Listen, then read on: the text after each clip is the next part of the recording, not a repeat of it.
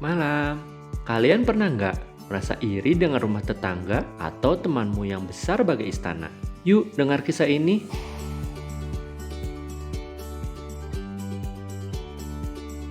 Mari membaca buku cerita bersama Kak Arzi.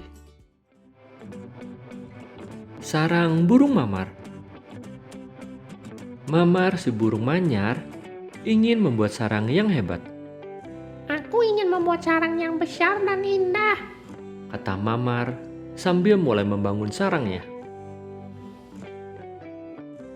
Setelah selesai membangun sarang yang besar dan indah, mamar mengundang teman-temannya untuk bermain. Namun, tiba-tiba seekor ular datang dan hendak menerkam. Mamar dan teman-temannya pun terbang berhamburan. Ternyata sarang yang besar dan indah saja tidak cukup. Aku harus membangun sarang yang aman. Kata mamar. Akhirnya, mamar pun membuat sarang yang aman agar tidak bisa dimasuki ular. Fakta menarik. Burung manyar pandai membuat sarang dari ranting dan daun. Sarangnya sangat unik karena tergantung di dahan dan memiliki pintu tipuan untuk mengelabui predator.